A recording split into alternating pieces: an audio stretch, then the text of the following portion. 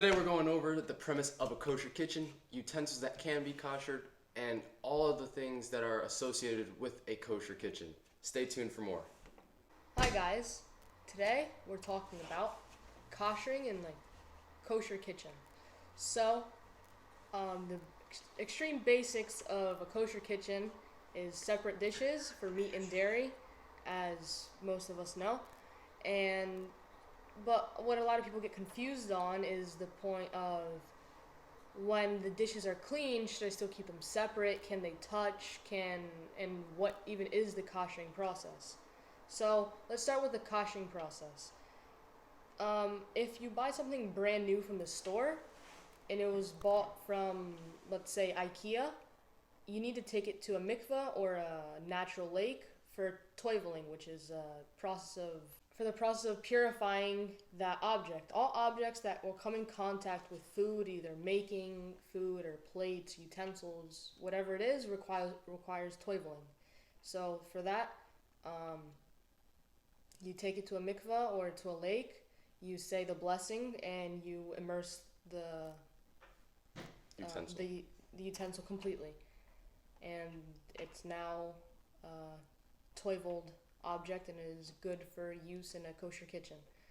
Um, in the case of uh, an item that was used for non-kosher food prior, you would need to follow the steps of koshering, which depending let's go basics, let's go plates. Plates require that you boil it in water and you leave it in for 1 or 2 minutes. And prior to the koshering process, it cannot be used for 24 hours. So what a lot of people do is they leave it to the side, like for Shabbos, and Moitzi Shabbos after Shabbos, they proceed with the process because a lot of times it won't be used for Shabbos. So, that being said, first, most people do the koshing process first. So you take the plate, you boil it, and then you let it sit. And after that, you take it to a mikveh or to a natural lake, and now it's a kosher object fit to be used in a kosher kitchen. And it doesn't need to be any lake. It could be a natural body of water. Correct. That is what it needs to. You can take it to the ocean. The only requirement is it needs to be natural, and the object needs to be immersed completely with the correct bracha, which we can include somewhere over here. In this segment, we're going to be talking about koshering in a home environment, so in your home kitchen or at your shul kitchen.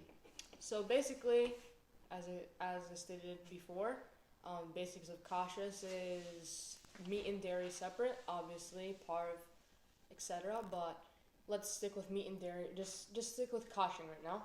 So we all have refrigerators, microwaves, etc., etc. So let's start with a refrigerator. A refrigerator, contrary to many people's beliefs, does not require any koshering because cold surfaces do not have to be kosher. So if you're eating something cold, then you can put it on a non-kosher table, but the same does not go for hot food. So a refrigerator, clean for sanitary reasons, obviously, and meat and dairy can go in the same refrigerator, and everything's good.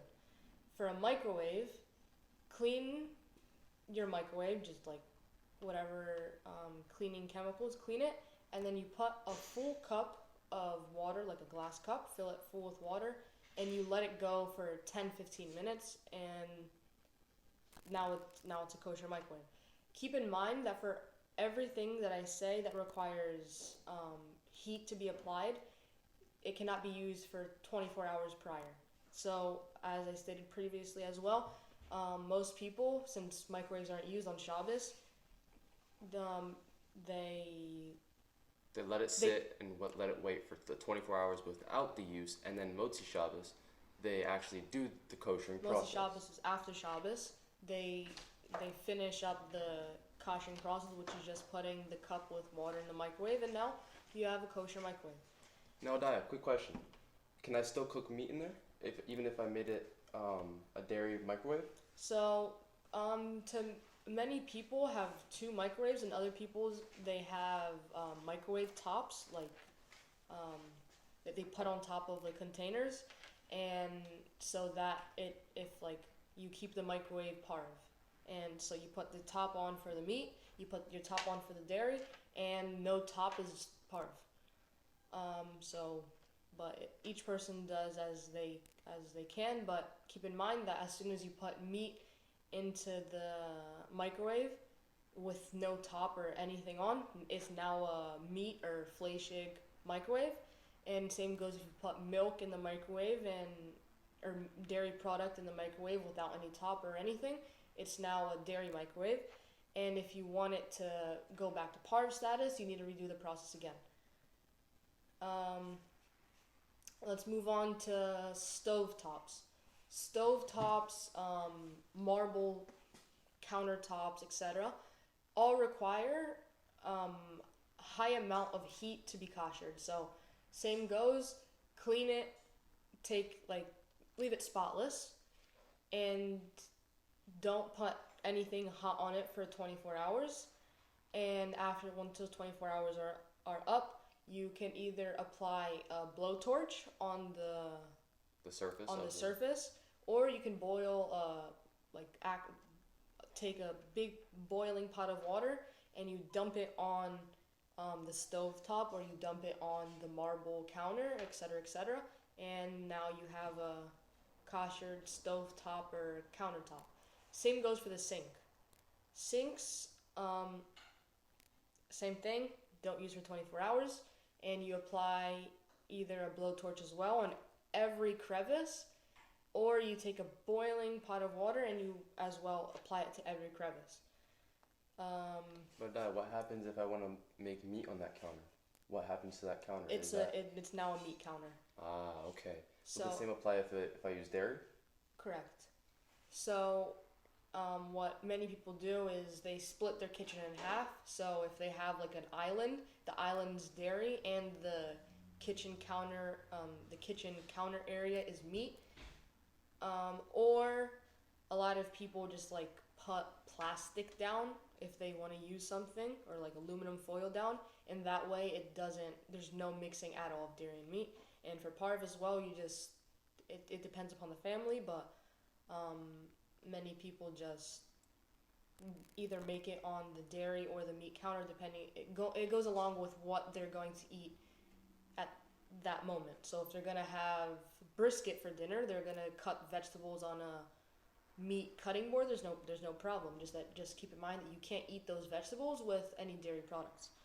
The same thing applies with any cakes you bake in a oven, for example. If it's a fleishig oven and you bake a cake, fleishig meaning meat, and milchig meaning dairy, and parve meaning any food that is not milk or meat, such as fish or some cereals. But sometimes you might find OUD cereals. Vegetables. And vegetables are parve also. But if you do put that cake that has no milk ingredients, so it's a parve cake, inside of a fleishig oven, do keep in mind you did just make that cake fleishig. So now you can only eat that when you eat that, it is now like you can't eat it with dairy. But we'll delve deeper into kosher foods in another video. So in reference to the parve cake that was cooked in a fleishig oven, we will explain that further in detail right now. So when let's say you made a cake, there's no meat ingredients in it. There's no dairy ingredients in it, and you cook it in a meat oven. Although it did not get the status of fleishig because there's no meat in it, it technically is parve. So, but you should not eat it with, like, let's say it's a cake, you shouldn't put like ice cream on top of it. In this case, since you're not eating a meat product, what is required is that you use different utensils and you rinse your mouth out with water, and that's fine. But what happens if I bake that cake in like a metal container and I have it completely closed? Is that still if parve? it's wrapped, then it is parve. So it's not a fleishig. So the way cake to anymore. get around cooking either fleishig or parve, keeping an oven parve, and you put meat in the oven, is you need to double or triple wrap. A lot of people triple or quadruple wrap it with aluminum foil, and that way the oven maintains its par status. Same goes for if you need to use a non-kosher microwave. Like for example, you're at You're at a hotel, for example. and there's no way for you to wait 24 hours. Let's say it's Erev Shabbos, it's before Shabbos. There's no way for you to wait 24 hours. You need to warm up food. What you do is you take paper towels and just wrap the container, and like 3, 4, 5 times. Four would probably be the ideal. And that way your food stays kosher without being contaminated from the unkosher. The tray for non-kosher food that was in there prior. Now moving on to ovens. Most ovens today, they have a self-clean mode, so just clean the oven, sanitary reasons of course, and turn on the self-clean mode and let it go for, I think it's about 4.5 hours that it takes. 5 or 6. It's 4 hours.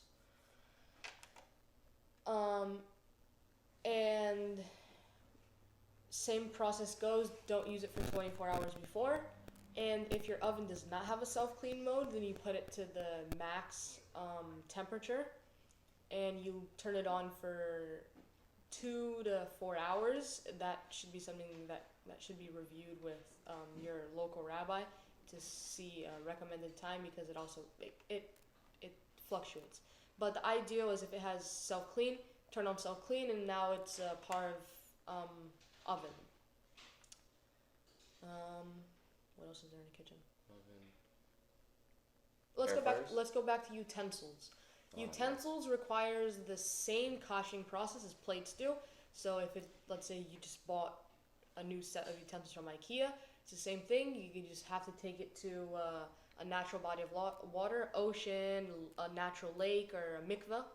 You say the blessing, and you immerse the item completely, and make sure that your hand is not holding the object. So like if you're immersing a fork, most people, you're under the water, so you pass it through your hands, and that way you know that the item was immersed completely. Because if there was something blocking the complete immersion, then it was invalid. So for example, you have a fork, in this case this water bottle, while it's under the body of water, you take it and pass it like this.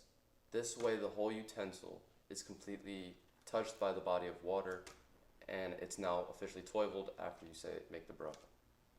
So for the toiveling process is fairly simple. You find the body of water. If you're, we can put the bracha somewhere over right here. About here. There's two different. If you're just immersing one item, then there's one bracha, which is it's singular.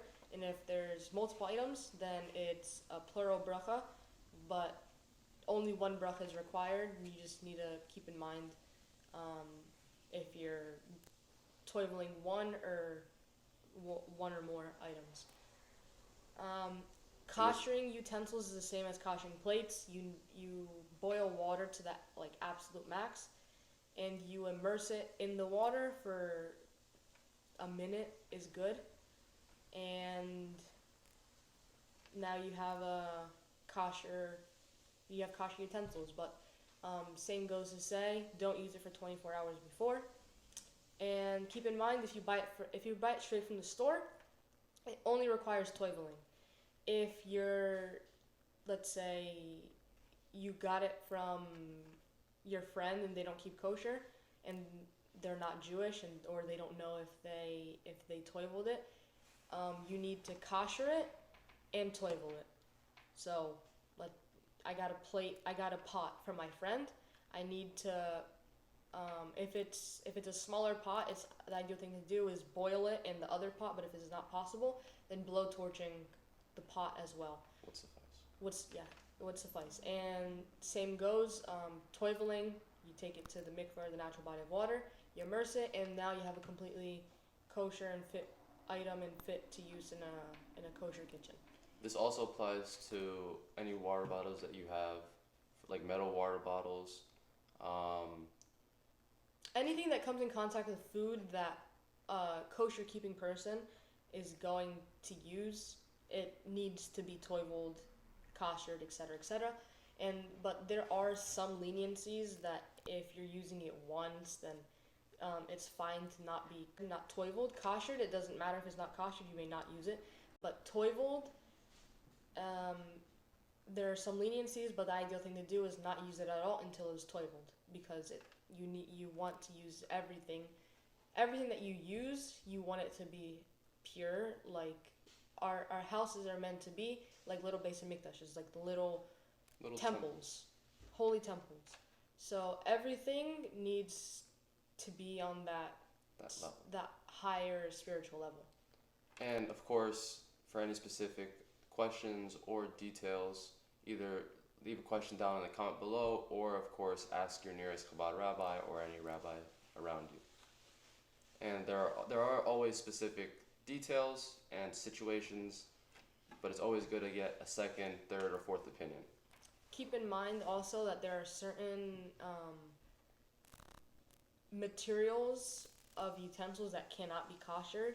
So for those specific situations, Chabad.org, they have great resources. We can put the link up here.